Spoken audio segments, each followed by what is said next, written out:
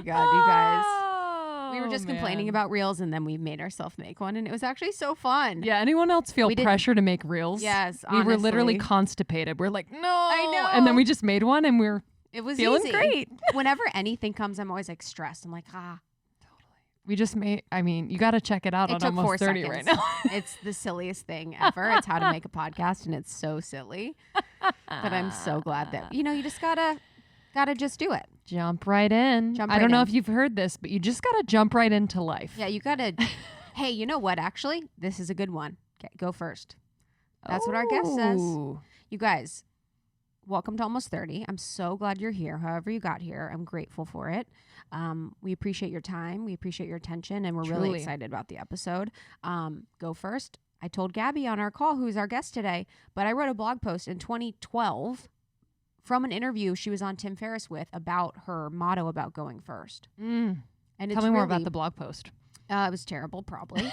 But it was really just, I was so inspired by, and it just felt like it really resonated for me, the idea of going first. So with her idea of going first, it's like, say you're at a networking event or you're meeting a new person, always be the person to go first, to always say hi first, to extend your hand first, to be a leader. And just, if you want to make people feel comfortable, be the one that's going to go first. And I think that's such a powerful thing in life. Just like, don't wait for someone else to help you, support you. Always be the person to make the first move in whatever, if it's something that you want or aligns with you. Yep.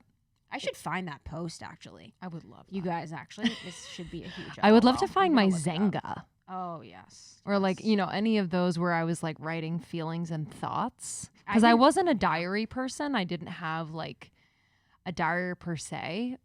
But I definitely wrote some stuff online. I had a diary for sure. I remember I was cheating on my boyfriend in high school, and he found my diary. Oh. I know. And I was like talking about kissing someone else. Oh. Yeah. I actually don't know if I need to find, I'll try and find that blog post and read it to you guys next time. But yeah, we're really excited about this episode. It's going to be a great one. Gabby's just iconic. Yeah. It's almost like, and we actually talk about it in this episode briefly, but like, she is so, if you don't know her, it's like kind of intimidating because she is so good with boundaries, with just like being very much in her own energy, and it's refreshing and goals for me, but can be, I think, to some people as like, ooh, it's intimidating, but it's so powerful. So refreshing. Fucking love that about her. I love that about her. And I think her and Laird were on Joe Rogan, or maybe she was on Joe Rogan, and she talks about, that dynamic too, of her just being someone that really knows herself and being like super grounded and super like direct. I remember with her kids, I think it was on Joe, or maybe it was on Tim Ferriss. She was talking about if her daughters are messing up or something, she's like very curt. She's just like, what are you doing? And, just like she doesn't baby them. She's very direct with them. And I find that so refreshing. Totally.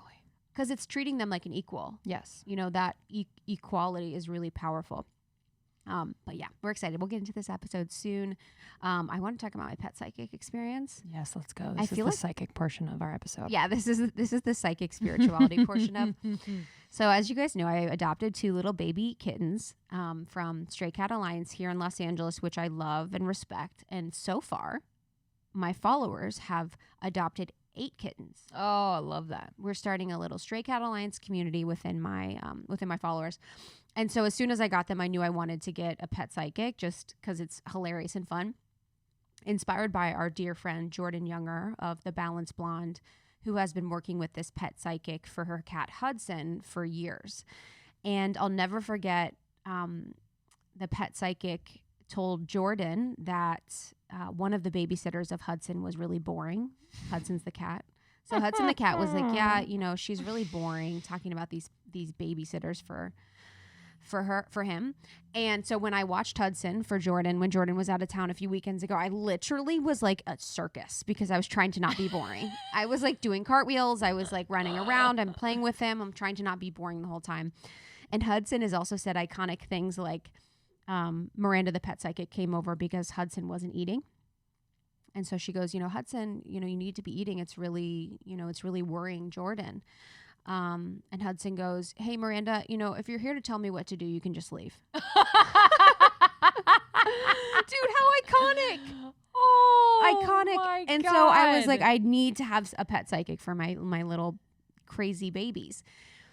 So we have two babies. One is a black one and one is a tabby, and somehow they're sisters. And the black one has a broken tail. She like has a kind of crinkled up tail. I don't know what happened, but she's definitely very masculine. She's like a little like whatever. Mm-hmm. I'll save you the details about my cats. But so we have the pet psychic come, and she's talking, and we have a list of questions. And the questions are like, do you like your food?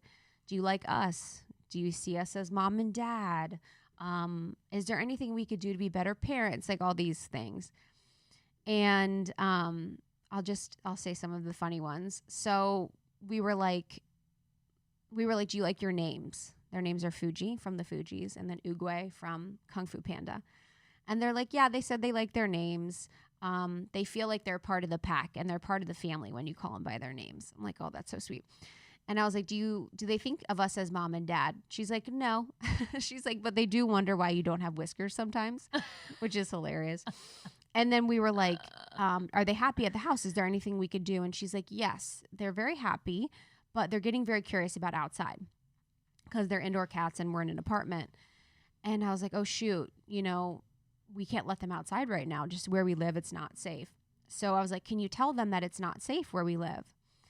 And so she's like, Fuji, Oogway, it's not safe where you live. You guys can't go outside. And Oogway goes, okay, I understand. If it's not safe, I won't go outside.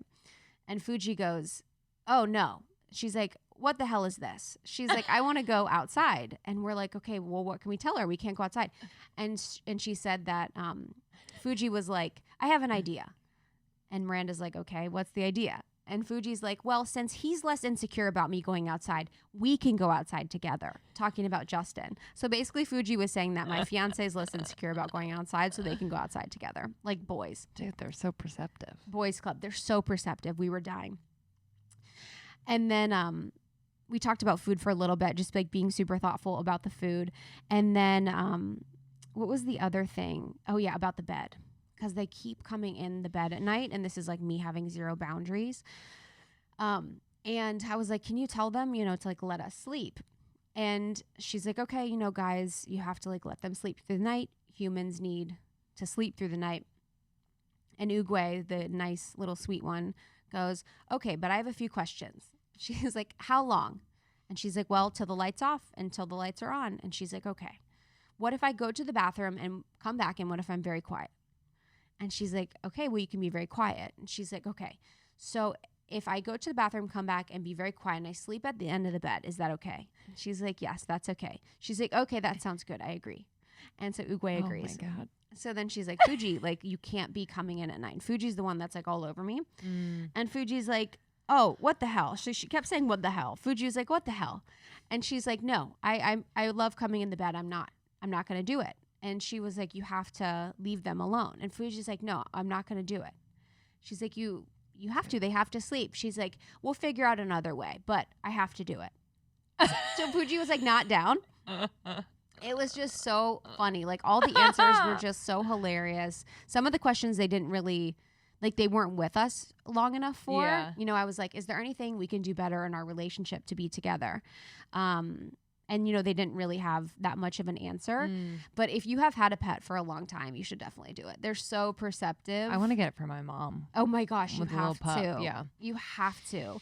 And it was just helpful, too, like even to talk to someone about like animal just ethics, I guess. Because we were talking about moving eventually. And I was going to ask them about moving. I'm like, would you be down to move?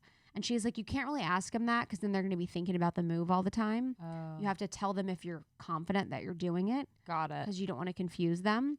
Okay. And then really about the food for cats too, just like having high quality food for them instead of like other different stuff. But the last question that we asked was so cute. We're like, is there anything more you could want? And they were like, what more? Or like, is there anything that we could do for you more? And they're like, what more could we want? Oh, we're so happy. I know. Dude.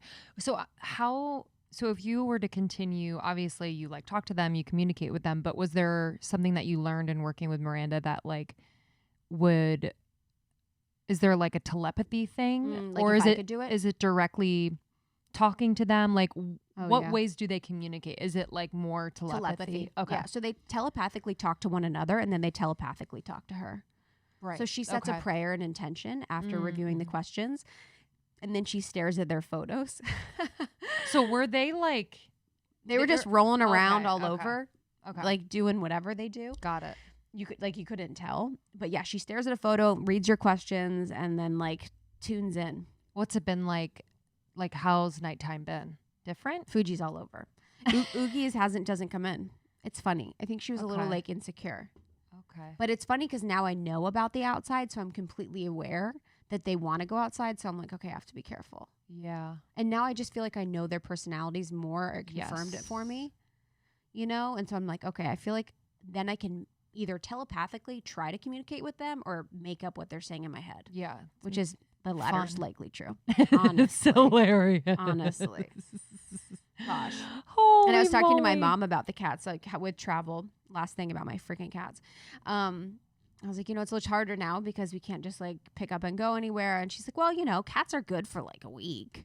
I'm like, dude, mom. We used to like, I'm like, that's not right. I'm like, dude, we had our cat. We probably left her for weeks. Like, what the heck?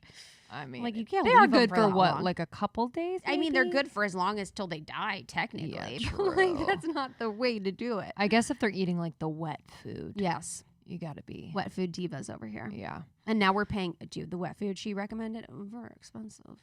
Oh, what kind of wet food? All organic, like. Yeah, it's called Ziwi from New Zealand. Okay. It's like ethically sourced though, which is dope. You like look her up. She's like a Ziwi like founder. Honestly, that's like her whole gig. That's amazing though. She's like, they say they want more Ziwi. Yeah. She's like, they're asking for something particular. It's called Ziwi. Dude, I went to a psychic over. I'm going to that one Saturday Oh. after therapy. Yeah, his name is, I guess I can say it, right? Mhm. Or John Farahi, a friend of ours, our mutual friend of ours, went to him. And so usually it's actually by chance. I didn't really think about it, but usually around like birthday month, I'm like, it's like time for a reading. It'd be like, you know, it's always just kind of like fun. And I really didn't know what to expect except from what our friend told us, which was like a lot of like very specific information that in normal readings that I've been in, it's not as like direct and specific. Yes. So it almost, I was like kind of scared to go. I was like, what do I want to know and not want to know? Does he know what I want to know? So anyway, I show up and it's like this 4-story like white building, but it looks like it's in a neighborhood where it would be a house, but it kind of looks like an apartment building. So I was kind of confused. So I'm like walking up these like different stairs and you have to walk all the way up to the 4th floor to get in the front door. So I was like, okay, this is interesting. It was like this big red door and he opens the door and I mean, it is, you would not believe this from the outside. The outside is like fine and simple, but it's like this palace. Really? It is wild. There's like fountains and water, this and that, and marble. It was cool. I was like, this is fast. This is why I love LA. 100%. You literally walk into somewhere and you're like, where the That's fuck New am York I? too. I mean, anywhere in the world probably, but like I do remember things like that in New York. You're like, what is this? It was so weird, but cool. So we go into his office and he starts the reading. He's so kind, by the way. You just feel it right away. I'm like, oh, okay. Very kind and just warm.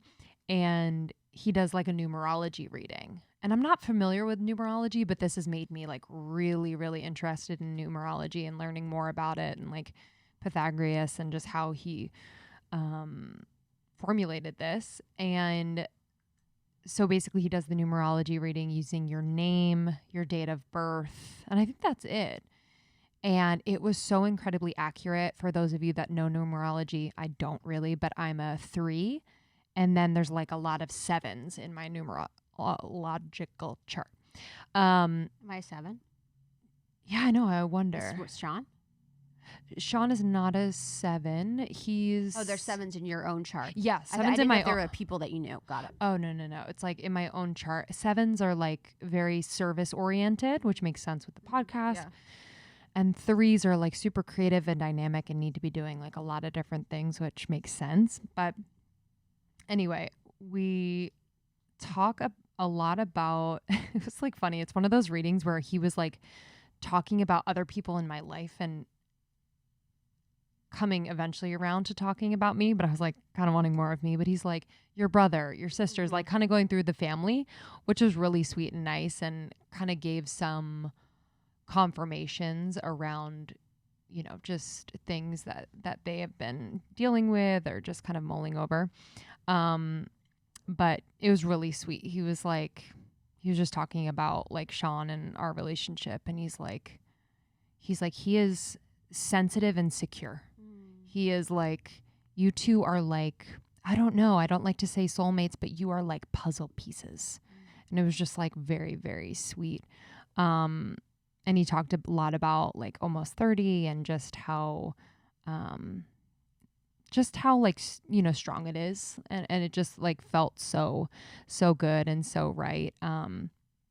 But yeah, it was just interesting because I think, you know, I'm at like kind of and we're at like a season where we've been to so many like readings and psychics and whatever. 1,400 zillion. And like at this point, when I go into these readings, I'm never told anything that I don't truly know. Facts. You know what I mean? And that's kind of what I want to say to people who are like thinking about maybe doing their first reading. It's like so much of it is just like reactivating that intuition and that knowing. Yeah. Or waking you up to it. Yeah. I think at the beginning though, when I had my first real reading in Chicago, when she predicted my whole life to now, I literally was like, no. I had no idea. She predicted Justin. She predicted New York, all this stuff. And I was like, no. Wow. Yeah. I said, no. I was like, that's not true. I don't like New York. I don't want to move to New York. All these things. And so I think if you're consciously creating your life, and hopefully we are, I think that is true. Yeah. But also in your 20s, it's so crazy. You don't know what's going on. You know, you're kind of, so who knows? But I see exactly what you mean. Yeah. It just, and it gave me some guidance with like family stuff too. I was like, just being, it almost like strengthened the perception of like what's actually happening with people. That's so true. Which was really nice. Yeah, strengthens your own intuition. Yes. So pet psychics, real psychics, we love them all. That's why we're here. That's why we're here. I have a story highlight about my pet psychic experience. And then also I have references for other psychics on my Instagram too. If you guys want any good mediums or psychics. Yes. We're friends with all of them. Yes, truly. Yes, yeah, truly. we have a crew. We do, honestly. I feel like everyone I talk to is a psychic. Isn't it funny when we like hang out with our intuitive friends and we're like looking at them sideways all the time? Yeah, we're like, so. I know, honestly. We're like, do you want to tune in? Or it's just like, what's for dinner? You want to like tune in on it? Or Christ.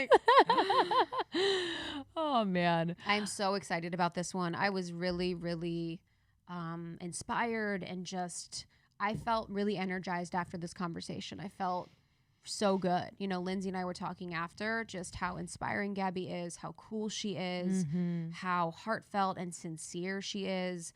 And really, she's someone that, you know, we're proud to interview. You know, she's done so many great things. Her family, we love Laird. We love, he doesn't know. I was like, no one does. He knows now. He knows now. And we also love Laird Superfood, truly, madly, deeply. Something Lindsay and I have been using for years. I spoon feed myself. Laird Superfood creamer. You're not supposed to spoon feed yourself. You're not supposed to, but I do it. So just excited about this one. You guys are going to be so inspired. Please send it to a friend or someone in your life that needs a little boost or you think would resonate with this message, or Gabby, or any of the things that she stands for. Yeah, you can connect with Gabby at GabrielleReece.com, on Instagram, Gabrielle Reece, and her podcast, The Gabby Reece Show. She's just, I mean, she's a legend. She's an athlete. She's a leader. She's an author. She's a wife and mother. She's an entrepreneur. And I just loved how dynamic this conversation was. So fun. And for everyone, you know, in our Almost 30 community, just a reminder, we have resources for you, whatever you're going through. You can visit shopalmost30.com. We have courses and downloadables. One of my favorite ones is the human design course. We have a 2-hour course with Jenna Zoe on human design in there. And then also one of the really popular ones is the Dream Bundle. So we have 2 PDF guides in there for you to help manifest your dream career and your dream day. So those are some good ones in the shop. Shopalmost30.com. We actually have videos now on YouTube. So if you want to see all of these people's beautiful faces, you can go to youtube.com/almost30podcast to see the video. Yeah. Thanks for listening, and we will see you on the other side. Yeah, we love you. Man, if you would have told me, 2015, 2014, that I'd be interviewing you, it would be something I would never believe. When you went on Tim Ferriss, a couple years ago, and you talked about going first, I wrote a blog post about it on my blog many, many moons ago. And it's something I truly think about very often. I think about very frequently when I'm in that mode of sometimes not wanting to be the one that goes first, or sometimes resisting, or just not wanting to always feel like I bear the burden of like doing the first thing. So I would love to just begin in talking about that. I mean, you are a woman that has so much history, has done so many things. You have a beautiful family, you have a beautiful career. And I think during our conversation, there's lots of points that Lindsay and I want to touch on related to motherhood, family, your evolution, and just the way you show up in the world. But I would love to start with talking about, the impetus behind Go First. I think Go First, it comes from a series of events in my life. And quite frankly, one of them being very tall. I think, I was done growing at 15, so I was 6'3", and being a female, but sort of with this size. And maybe the truth of the matter is and I grew up in the Caribbean, so also you were raised, good morning, good afternoon. You were raised with that. And so I think, though, if I took it a step further, it was also probably for me to make it comfortable, to make myself comfortable.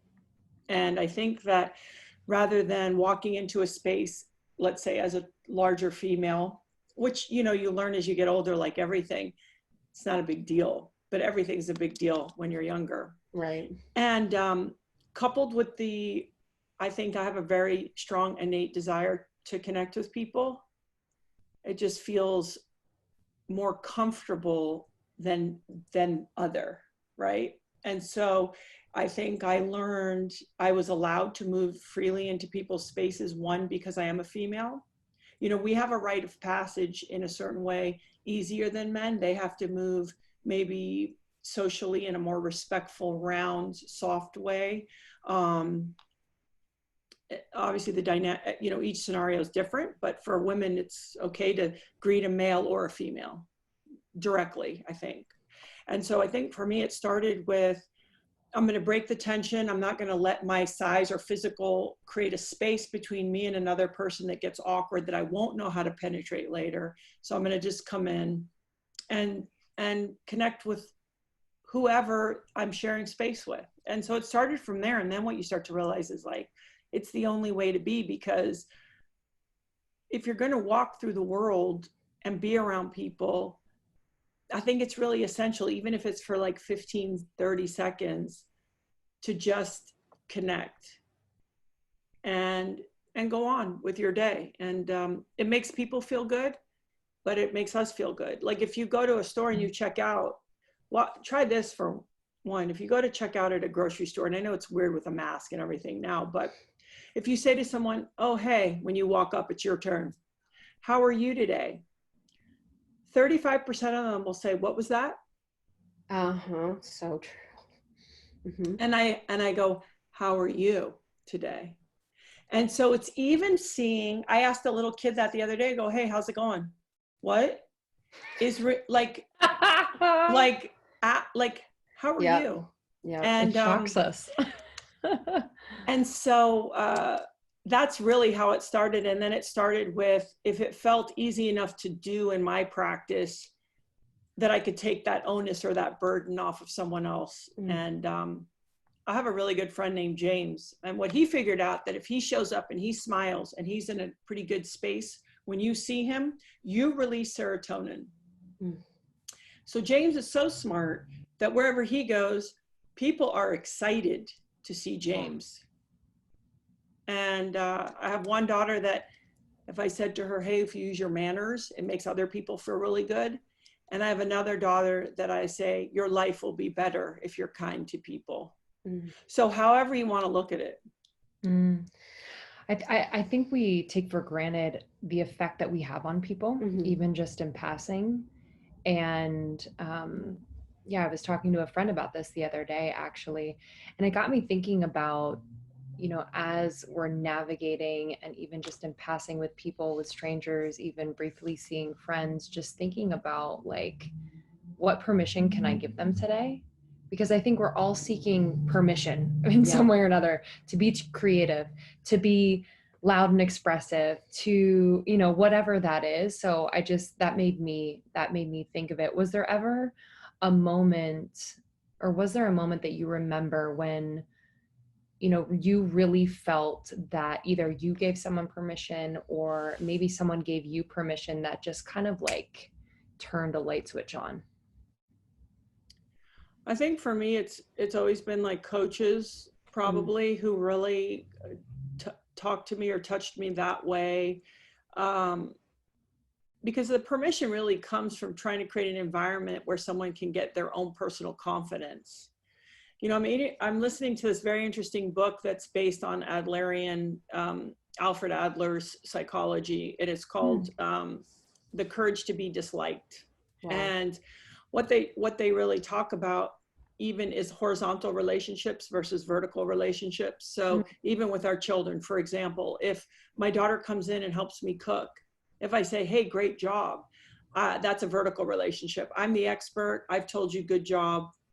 And versus creating a horizontal. So when you have a coach that knows how to give you responsibility, but asks you for personal accountability and all of these things, what you're instilling in a person is real confidence, right? And so a coach could say to me, that's the way to execute that play versus well done.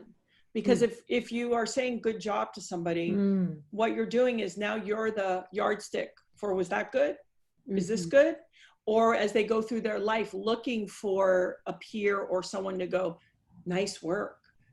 But if you say thank you, or that really was incredible, what you're doing is you're instilling confidence in them to then do whatever the it is. So in this case, for most of us, it is a creative expression. All things are a form of a creative expression. So I think I've had coaches that really were about showing up, my college coach, because I think they go part and parcel. It's about telling someone the truth.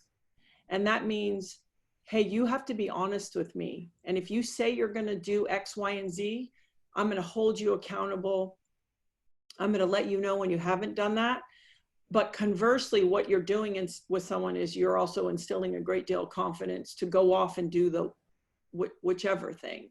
And that was really important. Another one that was super important for me, my coach in college said to me once, and I didn't understand it really until later, because imagine I was like 18 or 19. She said, listen, I have 12 people on a team. Give or take, 6 are on the floor, 8 probably play, 4 maybe unhappy.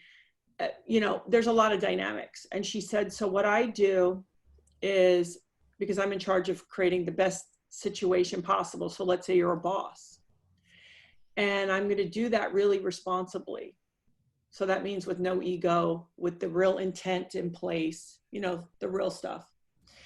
And she goes, and then I know once I've made my choices, I know at least one person will be happy. And she's like, me. And I think especially for women, it's important to take away the yardsticks, the measuring sticks of, that approval. It's about not being the victim in any of the scenarios, being really accountable and saying it's not the way I want it because I'm not doing the things to make it that way. And then conversely, being willing to say it's uncomfortable and I'm going to do what I think is really right. And by the way, it's impossible to make everybody happy. And so another person that's taught me a lot was a woman named Byron Katie. And I recently had a conflict like in the last year with a very old and close friend of mine. And I wanted to make it smooth and right. We do that, right? I want to be the good guy. We want to go out smelling like roses.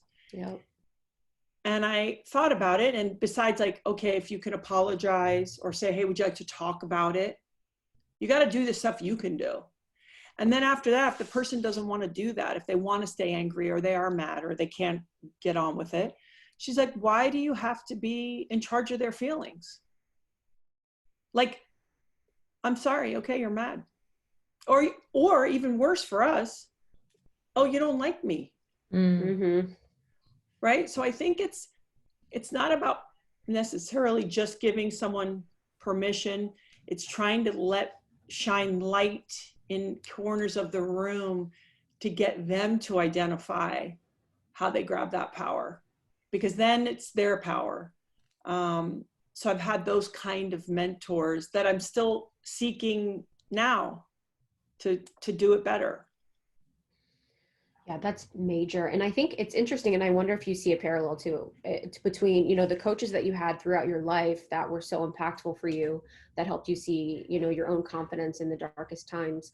What have you applied to motherhood in that space? Like, how has that made you a better mother? It probably hasn't, you know. That's not true. That's literally so not true. Listen, if you want to, How hard is it being a mom? Honestly. We're not moms. Well, listen, if you're really showing up, okay, Mm-hmm. and you're not trying to control the situation, it's set up. I don't know what that's like. What? I know, believe me, I understand. You know, like I mentioned Katie earlier. Here's an analogy for that. So I grew up in a pretty tough way, and I discovered a hammer, and I used the hammer, and I was really good with the hammer. Like I could hammer it out, hammer it down, hammer it through, show up, work harder than everybody, just hammer, you know. And then she's like, and then you get into a relationship or parenting, and oh, you're going to wash the windows. Are you washing, you know, the windows with your hammer? You're not. You're developing new skills. And when you hear people talk about surrendering, I think if we don't have the way, I certainly did not have the way to learn how to surrender on your own. There are people who are better at it than others. I'm not. Like maybe people are attracted to yoga, and I'm like, yeah, fuck that. Like I'm gonna shove everything together. I'm gonna will it. And then you have kids, and when they're little, you start to get a taste of it. And I think once they become either preteen or teenager, and you got to go through some stuff, you realize that you're not going to get it right. Like that's part of the formula in parenting. 100%. And that's the opportunity for it. Your kid is going to kind of they're going to grow up. But what's so cool is it becomes another opportunity for you as a supposedly fully formed adult who thinks you have some sense of what's going on to go, oh, here we go again, and almost re-loop it, restart it, but around something that's so uncomfortable. And so you either say, I'm going to seize this moment for these next chapters of my life, or I'm going to, because I'm too afraid and it's too uncomfortable and it's too painful, I'm not going to take the invitation. And so parenting is hard, but if you're honest, if you surrender, I think if you are, you know, willing to try to listen, I think you can get through it. And I think our kids really appreciate that. But yeah, I mean, it's very humbling, but it's again, as for an adult person, this is the next best opportunity to expand as a human being. Yes. When I think about parenting, I just think the first thing that comes to mind is that it is just such a strong identity. So that when you have, you know, your first child, or, you know, you have kids that, you know, maybe your spouse had before, and you just take on this new identity. And I think, you know, to you specifically, like you've had so many identities, like as a professional athlete, as a mother, as a wife, as an entrepreneur, as a speaker, you know, like there's so many. And I'm curious, like what it's been like to let some identities die, to take on new ones, to move through new ones with Laird, like to be in partnership through new identities. So I'd love to unpack that. You know, for anyone listening, I would say this first and foremost, and I actually had this conversation with my 16-year-old, a different version of it today. I was taking her, she plays tennis, and I was taking her to practice. And I felt like she wasted some time yesterday. And she has sort of made this proclamation of wanting to, do this training and do this way, her proclamation, not mine for her. Okay. And I said, listen, you're going to have to really learn how to defend your real estate in life. You'll always have a friend that needs you. You're always going to have a partner that has something. And so men do it more organically. Women, if you want to step into now the idea of motherhood, you have to hold a piece of real estate that is always yours. And it's actually not even included. It's not even inclusive of your identity as a female.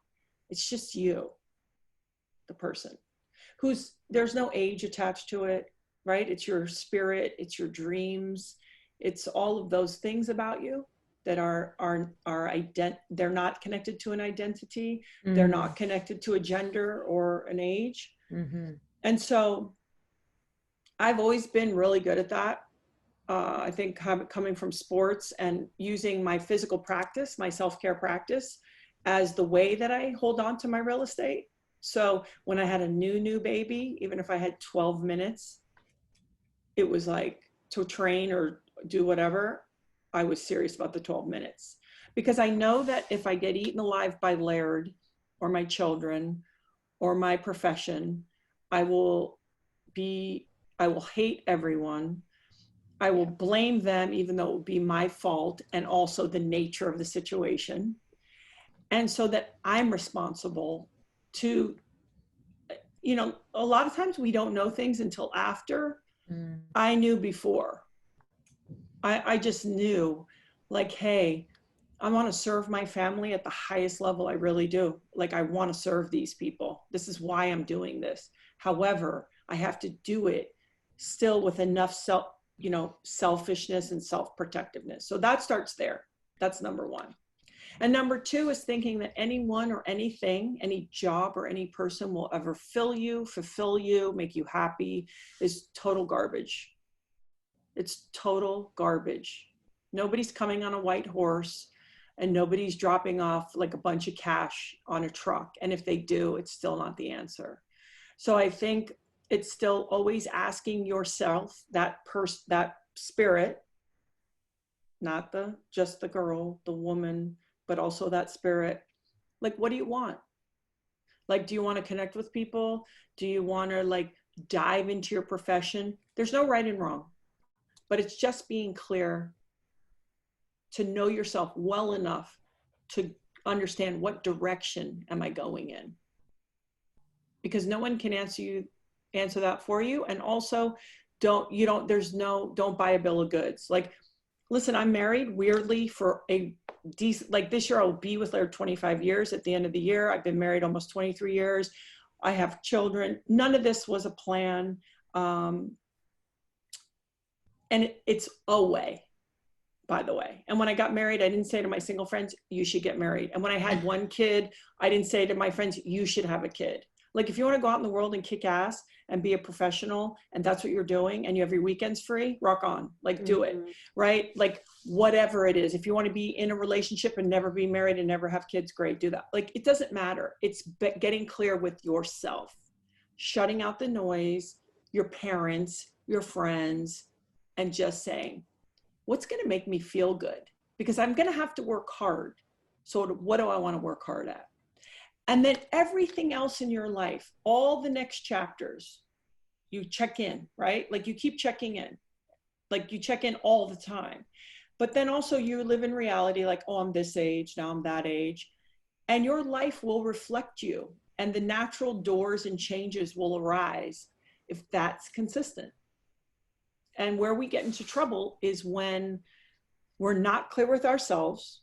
So now the people close to us, it's unclear. And then all of the direction and the mileage that we're covering is actually not reflective of where we're really wanting to go. And so you can look at you could take my professional list of things I've done and think, oh, wow, she seems really like smart and organized the way that all unfolded.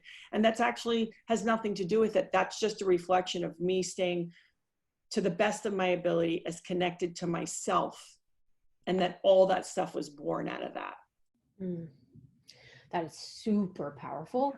On that, I'd love to talk about your spiritual journey. You know, for someone that is so successful, you must have such a deep connection to spirit. Were you always spiritual? Did you always have a connection to that self? Or did you cultivate that? Did you have a spiritual awakening? I'd love to talk about that. You know, I think for me, I ended up living with a couple in New York when I was 2. And then my father died when I was 5. I wasn't living with my parents when that happened. I moved back in with my mom when I was 7. And I felt pretty alone. And so I think what I did early was I understood that for whatever reason, I couldn't trust, not the couple that took care of me. I did really trust them, but I wasn't going to really forego my point of view, even at 7 or 8, to the adults around me. I already knew. So I was looking for my own truth. So I wasn't confused, but which, by the way, is a great skill then. And that's something I had to really work hard to also let go of a little bit. Gets a little not, intense. So it's sort of really saying, well, what really feels good to me? What feels like the truth? What am I looking at? And the other thing is, I think growing up that way is I was never really distracted by stuff, things, labels, awards, money, because I was so interested in security, homeostasis. I was always like, oh, homeostasis. So I think for me, what was great was like, I was into having very good relationships with people because that is genuinely how I survived. I had people step in my life, whether it was Norette and Joe who raised me or coaches or friends of the family. And that's why I could pull it, those relationships. And then I really enjoyed the calm, the peace. And so I think it was an ongoing. When I was a junior, I got put into a Christian school. I was never in organized religion. And what I experienced there was the idea of practicing sort of a universal law, which would mean tell the truth, don't hurt people. You would call it karma. But also it's not for me to put rules on others, that confining part of religion, but more of like, hey, maybe this will give me a better capacity to be more understanding, more loving. So I think it came from that pretty much. And listen, being married to somebody who is spiritual in that way and spends a lot of time in Mother Nature. I walked outside the other day and Laird was sitting outside and he's up before all of us. And I sat down next to him and he's like sitting by a plant. This is like a pretty rough and gruff in a certain way person. And he's sitting by this plant because he likes to look at the sun when it's called solar gazing. Yep. And he's like, yeah, I was just listening to the bees. And it's not like I wear cotton and I'm all the time. This is like a very like rah guy. So when they says that to you, you kind of can take it. Totally. Because it's not really woo-woo. And all of a sudden I was sitting there and I could hear the bees in the plant behind him. And so I think that there's little sort of safeguards in my life. Because I could definitely go down a rabbit hole of like accomplish, list, get stuff done. And he's a person who really balances me. Yeah, you can see that. It's beautiful. Just even from like an observer perspective, the way that you guys balance each other, and interviews that I've listened to about you speaking about your relationship has been just beautiful and powerful and inspirational, especially for someone, when you talk about how you're more in the masculine, at times, just giving other women permission, to show up as themselves if they are that part of the relationship, and to like be seen in that way, and it's okay. So thank you for that. It's really beautiful. I love what you said about the peace and the calm, and really valuing that. And it's just so interesting where I feel like I'm only now like in my 30s understanding that is the secret sauce to so many of the go accomplishments, accolades that I want to attain. It is finding that peace and calm. I'm wondering, did you find that early on as an athlete was one of like the very important tools, or how did you cultivate that? And then how do you find that now in your day to day? Well, first of all, I really want to acknowledge something that you guys and your entire group have to deal with that I never had to deal with. I was a young adult, 23 or 24 years old, until I got a telephone. And I didn't have, 2007 and 8 is social media. So I was 37 or 8 years old at that time.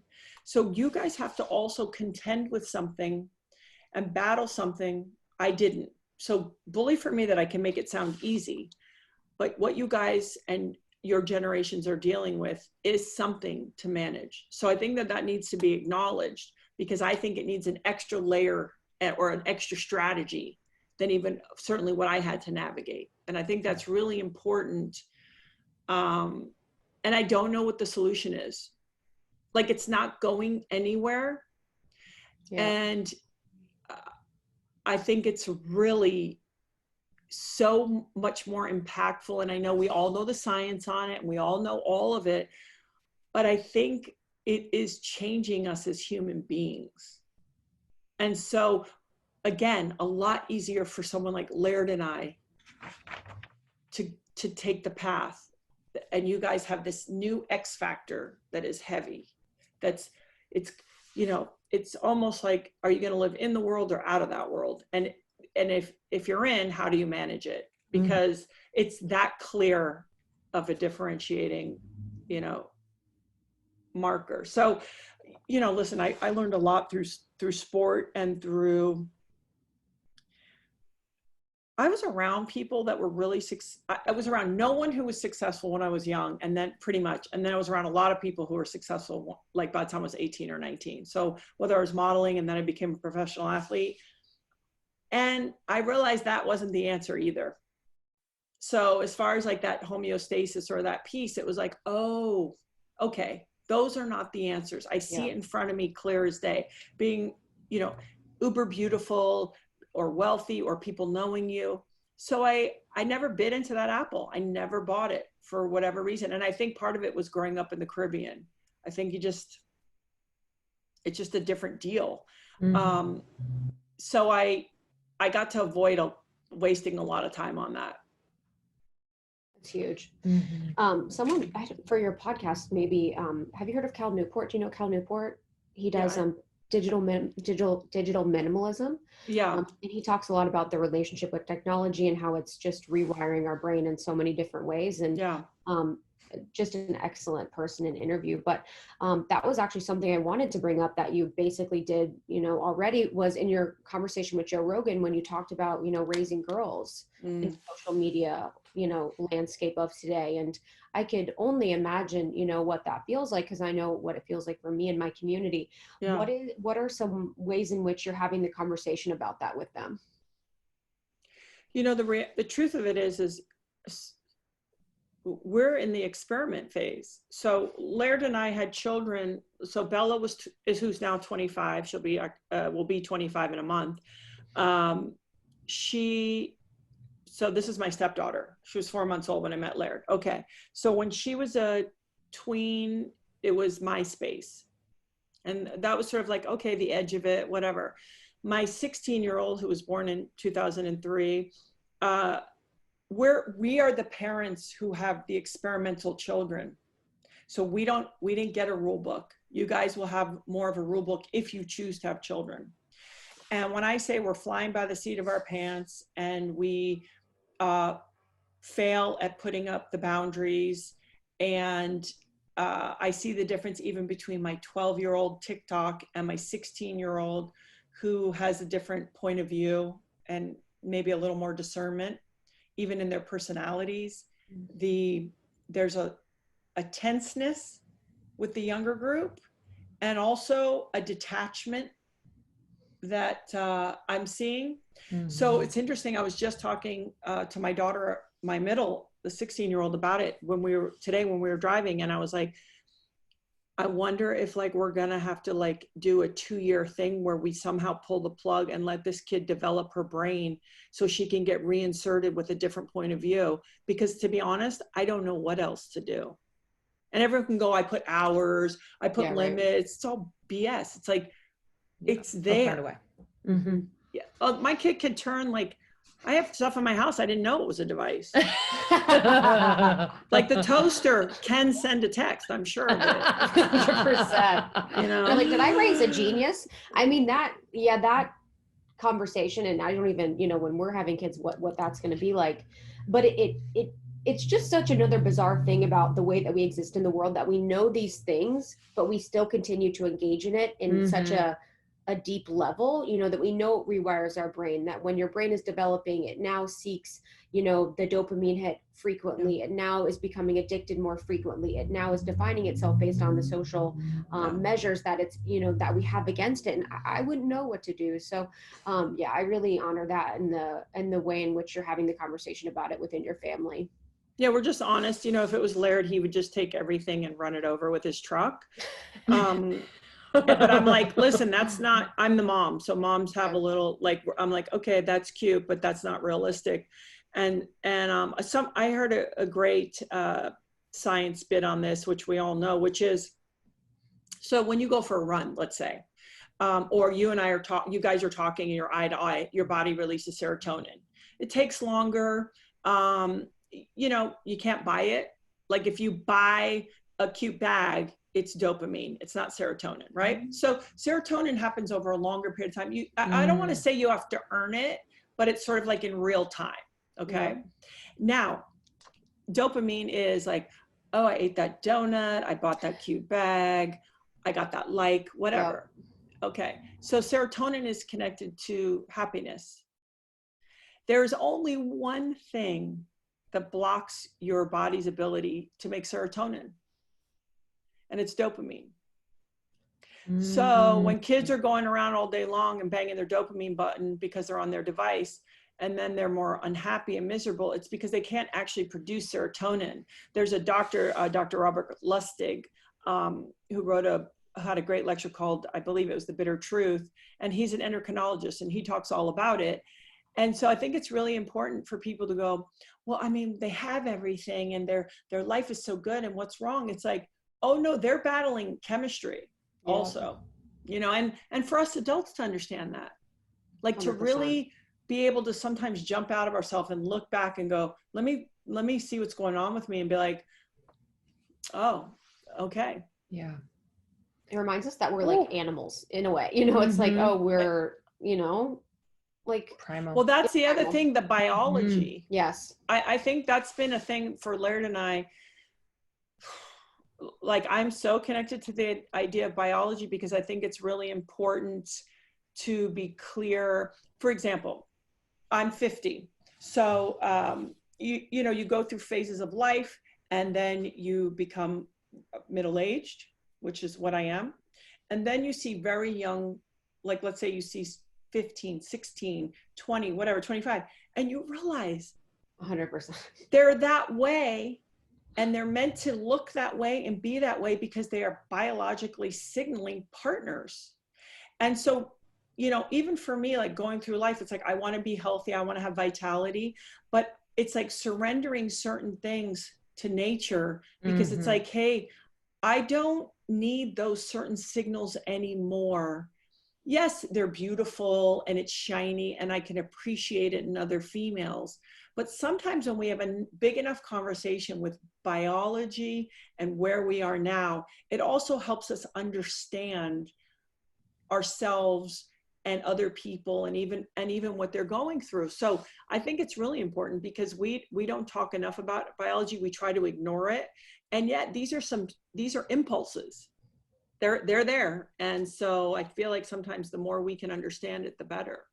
Yes. Yeah, I would love to talk about that more. Just the idea of staying young biologically. So whether it's, your diet, your lifestyle, etc., but then also, like you just said, surrendering to that, like, quote unquote, aging gracefully, and And I'd love to hear like your feelings on that, being someone who is in the spotlight, who is someone who is known, you're on social media, you have a podcast, books, speaking, like, so I'm just curious what effect that has had on you. I feel your very strong boundaries and knowing, but I also know you're human. Oh, totally. I would never, try to fake that, because it's also not liberating. I think being honest about how you feel, good and bad, is super liberating and important. So it's this for me, because when I was younger, I didn't attach all my value to my appearance. Did I understand it was a card in the deck to play, to use in my business and all that? Yeah, I'm not going to ever pretend I wasn't navigating it. However, I didn't internally place my value on it. I grew up with a really beautiful mother, which is very important, because you learn a lot when you see it with people use their beauty. First of all, it has a very short shelf life. Short.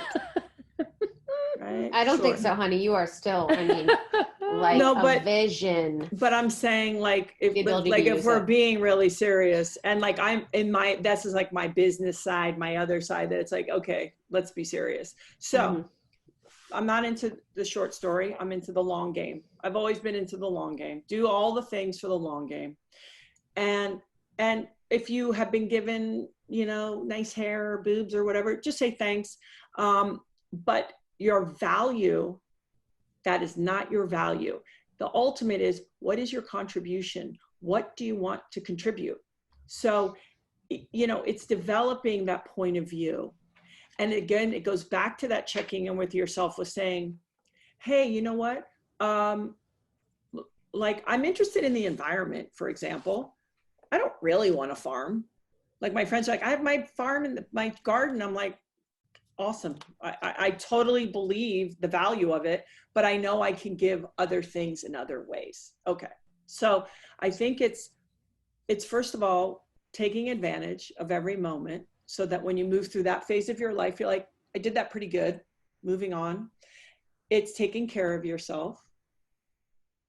Got to take care of yourself. You got to get to bed. It's all the obvious stuff.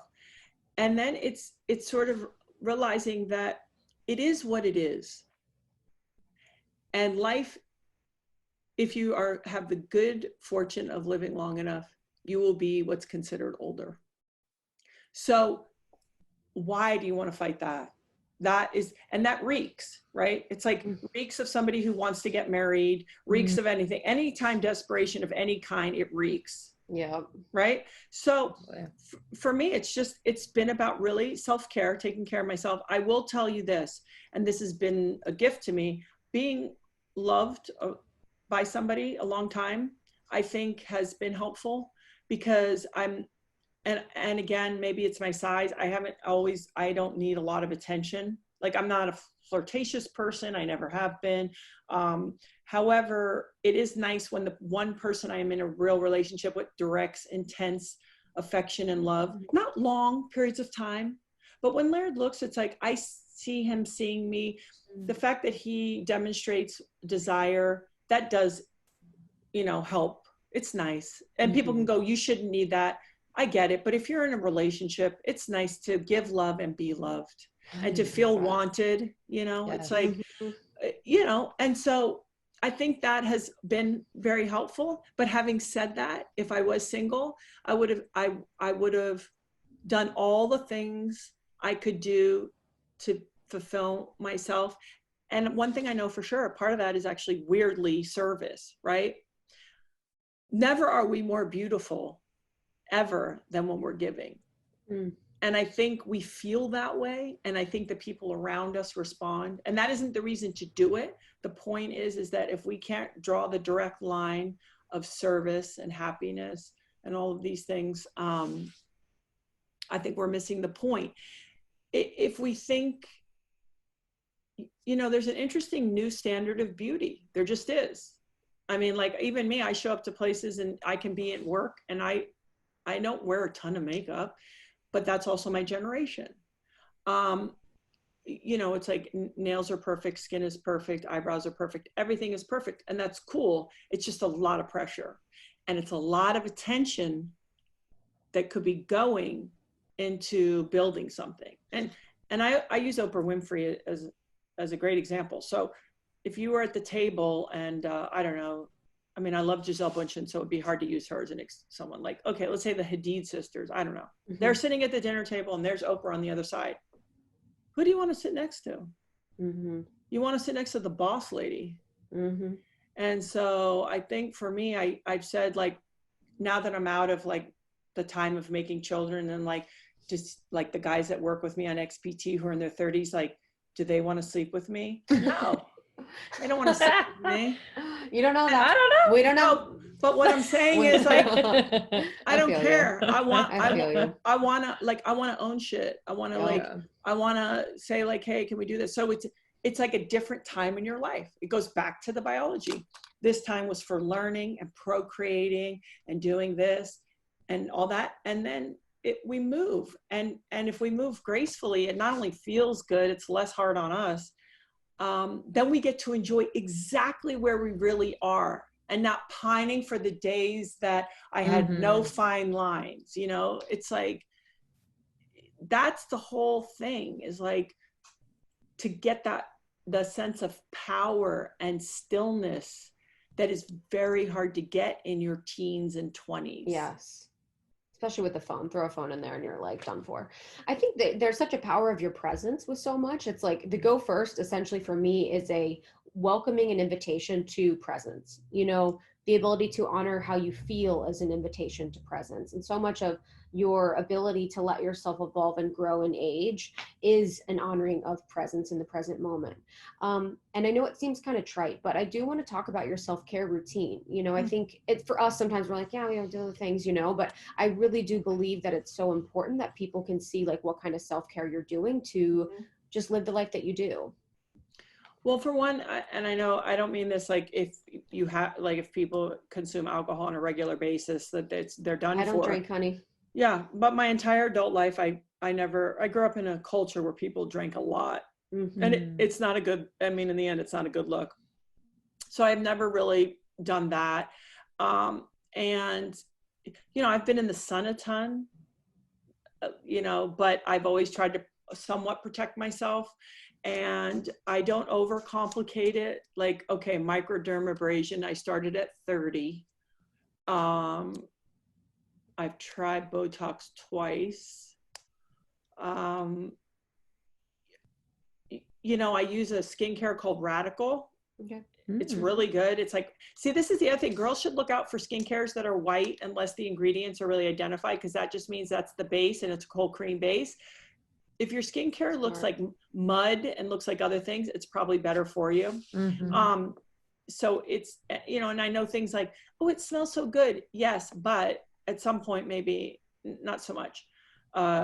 So it's things like that, but it's really supplementation, right? So I just got turned on to an herb that all of you should be taking called Shatavari, which helps with moisture. Shatavari.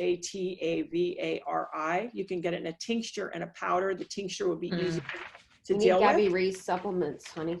But so if you say to me external, internal, I'm going to tell you it's internal. So fish oils for your menstrual cycles. You should have it anyway. Good for your skin. Shatavari, maybe ashwagandha, things like that for your hormones. Making sure you're hydrated. The other thing that I want to share with your audience that I just learned about, and I still have my menstrual cycle, but if I'd known sooner, there's a woman named Melissa Vitti that she wrote a, Woman Code and In the Flow. She has macro and micronutrients that you guys can take to make this a little of it, make your periods, your menstrual cycles a little easier. And I even heard, my friend was telling me that her boyfriend has the app and he gets the information about her period. See, my husband's a pro. He knows already. He's like, okay, I see what's happening. But I just think for people of your age, this is where technology is kind of cool. Why not utilize it, right? Or, using it, knowing when you're, ovulating and what have you. So I think the notion of making sure, like, if people really wanted to say one time, get your blood work done, see what's going on. What do you need to add? And for me, less has always been more. So if I get sick, I'm sick. I don't go like, oh, I'm going to go do a big round of, antibiotics or something if I don't have to. So I've never really been into stuff like that. And listen, sleep, and there's nothing I think better on your age than trying to find the ways to manage the way you manage stress. Everyone is different. We all have stress, but I think stress, and obviously it's not a unique thought, it kicks your ass if you want to talk about aging in a real way. So it's just, I think I've always been decent at it. And also I probably lie too, a little. I probably do lie. Like sometimes you're like, oh, she's managing so much. And then I worry that it's going to show up like in 10 years as like some real chronic health thing. Yes. So I try to like do that. And just having clearing the decks or getting everything swept out and having those conversations all the time. My partner is somebody who's very, in a healthful way, confrontational. So there's not a lot of packing away of feelings. And that's been really helpful, to have safe places to say how I'm really feeling, because it's teaching people, this is how I'm feeling. I'm not saying it's right. I just feel this way. I feel bumpy. I'm scared. I'm unsure. I'm jealous. I'm whatever I am. And just having that space to tell somebody safely, and then, getting on with it. I think that I've always had that. I've had that luxury, and that's probably helped with aging. So yes, exercise, but diet's number one. Let's not pretend. So if you're listening to this and you go, staying in shape, it's food. It's the number one. And there's just no way around it. Yeah. And then regular, it doesn't have to be crazy exercise. I mean, I exercise rigorously, but that comes from my background. Just move regularly. Mm-hmm.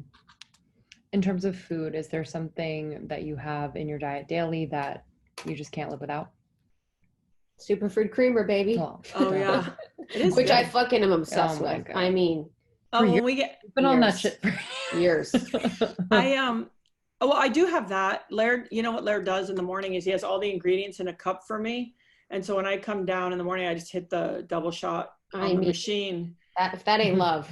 I know, it's really nice. I think we call that adult marriage foreplay, but that and I'm seeing the dishwasher. I'm just like, oh, sweetie. Push him up against the wall. I just avoid, I avoid the naughty oils.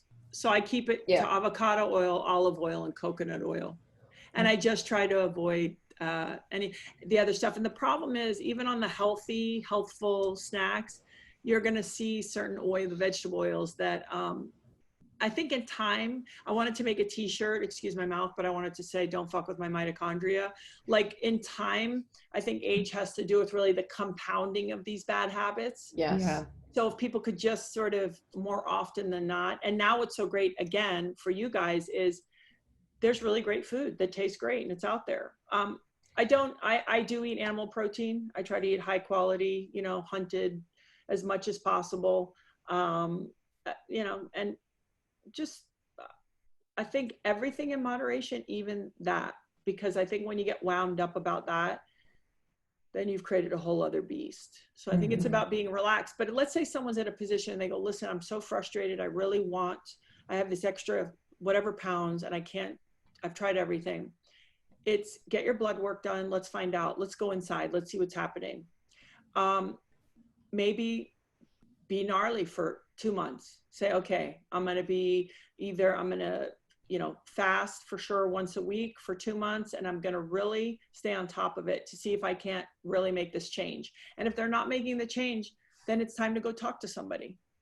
It's time to go and say, hey, maybe I have some pain or something going on that I can't release this, and give yourself a break and find somebody that maybe can help you navigate that. Because I think that ends up being as real from what I've seen as like, I eat too many chips. Yeah. It's just the thing. And we live in a hard world. I think that's the other thing, is like giving ourselves a break, even though we do want to hold ourselves accountable, but giving ourselves a break and saying, this is a really unnatural world that we live in. Going back to that biology, what do I have to offload so that I can go through this next chapter, this adult life, maybe as easily as possible, because it's tough. It's a really tough thing. And again, I wish I could support in some ways your generation even more, because I really empathize with the waters that you navigate, even the confusion on like the male female and you know, can I kiss you, can I kiss you, can I tell you look pretty, can I tell you look pretty, you know, guys even being shamed into being masculine. It's like all this weird stuff that you know, we didn't have to deal with. You know. Well, thank you. Oh, it's I'll true. take that. I'll Yeah. take I did have my crises at 30. I have my There you midlife go, at honey. 30. That's why we're around. What was your crisis? Oh, I left my husband. I was like, I'm out of here. I didn't sign up for this bullshit. Oh yeah. Powerful. It's that epiphany, right? In your Yes. 20s, you're kind of still like, oh, romantic And settling too Yes. in your 20s. yeah. Yeah, I wasn't. Well, you know what I mean? Like kind of settling for, you don't know actually, this is my experience, like Yeah. what I deserved. And then when I got into my 30s, I was like, whoa, Yeah. like settling in this area, this area, this area. Yeah. And I really have to look at it. Yeah, I think so. And so Laird and I actually almost got divorced, and it wasn't his fault, or, you know, it was our fault kind of thing. But also I didn't learn from my family life, healthy confrontation. So I didn't know how to speak up, and that I could have probably nipped it in the butt instead. But I thought, oh, well, when you love someone, you're just quiet, and then it builds up, and then you're like, oh, peace out. And, you know, he was the one who taught me, like, hey, let's go, let's hash it out. And, oh, it's uncomfortable. But so now what I vowed after that was I would have a 3-minute or 1 hour of discomfort to, you know, preserve the health and, you know, longevity of my relationship, and saying like, hey, 1, that's not okay. Or 2, this is how I'm feeling. This is what I'm seeing. But it's also the learning to articulate from love, not from reaction. Yes. And I think that a lot of times women, we have to get worked up, and then we react, versus like going back to that thing we're talking about, checking in with yourself and saying like, this seems to be coming up again and again. How do I articulate this in love, not in the moment, with the intention of a solution? And as long as your partner is on the same page, and if they're not, you deserve that. You deserve somebody who, when they bring something up, it isn't for them to be right and for you to be wrong. It's to reach a solution. Yeah, it's us against the problem, rather than, you know, you versus me. Sometimes I'll like grit through my teeth. I'm like, I love you so much. And, you know, like making myself be in a place of love, even though it feels challenging to always be approaching confrontation with love. It's like, I mean, my worst thing, but it changes your life. Like, you know, in any relationship, even if I'm not exactly feeling completely in love at the time, it's like, I love you. And, you know, and the approach, and my fiance, the way he responds, game changer. Game changer. Because it's fucking scary when like a powerful woman is like telling them what the fuck is up with power and energy. It's like, run for the hills. Well, they don't want a mom. That's the damn truth. You know, and that's what I always tell women. I'm like, listen, if you say, like, if you want to be with a king, let's just say, and the good attributes of a king, like a protector, someone who will take care, who's kind, who's generous, who's all these things, you better treat him like a king.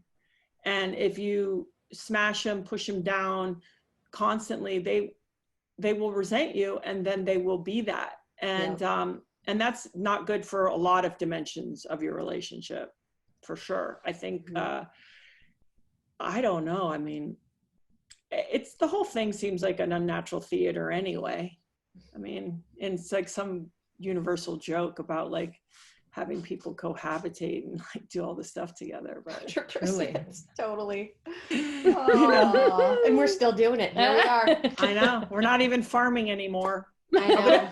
I would have been good on the farm. I would have been a good, strong working partner. Yes, huh? Yeah, they would have been like, I'm going to marry her. She's going to lift things. Yeah, literally, she'll be able to run the farm.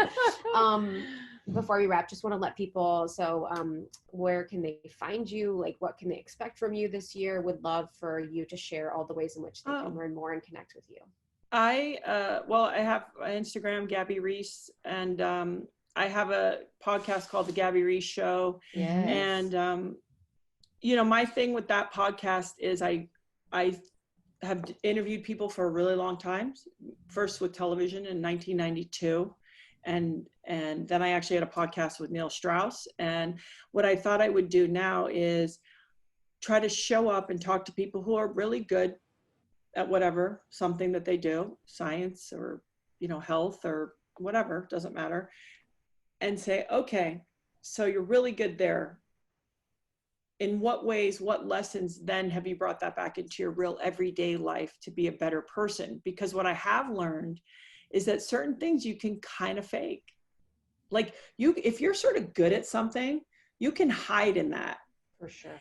And then your whole rest of your life. But what I'm saying is, now that I've gone through a certain amount of years of living on the planet and been in a few experiences, I'm like, oh, wait, the really interesting stuff is, because if you're born with a high IQ and you find your passion, bravo.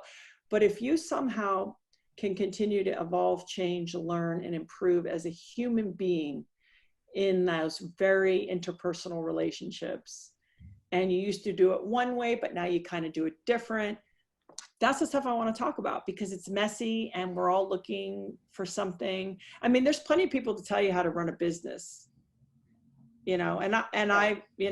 that's awesome. And there's plenty of people who can to give you the things of like a champion gets out of bed at 5:30 and they do that. I'm like, bed. yeah, I'm like, yeah. And I've lived in a way that way my whole life.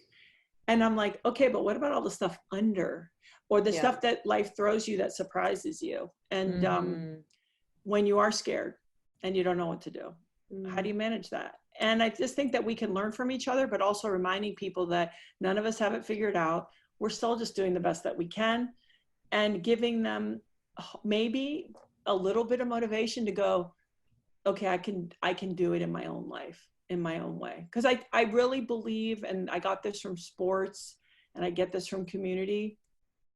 That's how we get through it. That's how we help each other, and not, hey, do it my way. How can I help you figure out how to do it your way? And that's really what I want to do. So they can find me at the Gabby Reece Show, or that's it for now. We're busy, but it's kind of funny in quarantine. I mean, can't imagine running a business like yours. Yeah, and with the whole lots of family time for you in quarantine. Oh, I know. But my kids are bigger, so they're looking they're like, I call them and they're like, all right, go sit in my youngest daughter's room, and she's like, I just sat there with her, and she's like, why are you in here? It's like, and then that day. Oh yeah, and they're like, okay, thanks. Okay, thanks. Yeah. And I'm like, okay, because my thing is with her, it's like they try to separate, but it's like, but I love you. Okay, okay, you're embarrassing Fiercely me. love them no matter what. Yeah, that's what you can. Well, and everyone thinks I was a really good parent to young children. What you realize is they really need you as teenagers. Because they do stuff. Yeah, because they'll go like this, but like, sorry, I'm stiff arming the air. It's like they really, they stiff arm, and I remember doing that, and really, all we need is like, and John Wineland talks about this. I don't know if you know John Wineland, but just fiercely loving your child, no matter how much they fight. I can't wait to make fun of them. Can't wait to make fun of my kids. They're gonna. Well, you know what it is too, is got to be the adult. That's the damn truth. Ooh. Like sometimes you want to be like, why would you talk to me? It's like, oh my God. Like, am I like your peer? It's like, oh, okay. No, it's all, but I really, like I said, commend your group. The only thing I would maybe invite the groups coming forward is like to give yourselves a break. Yeah. Amen.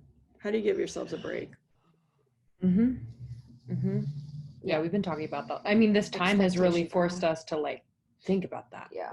Because we've been on tour for the last 2 years, traveling, going everywhere, doing a bunch of things. And it's like, now we're not. Yeah. But there's also this fulfillment in the not doing as much that allows us to focus on things that we've been wanting to do within the business, within our relationship. It's such a lesson. Like what you just said, it's our lesson right now. So Yeah. I love that. How fun. Thank you so much. Thank you. Appreciate This was you a and dang your time. blast. Thank you. Awesome. Thank Thanks, you. We'll Bye. see you soon. Aloha. Bye.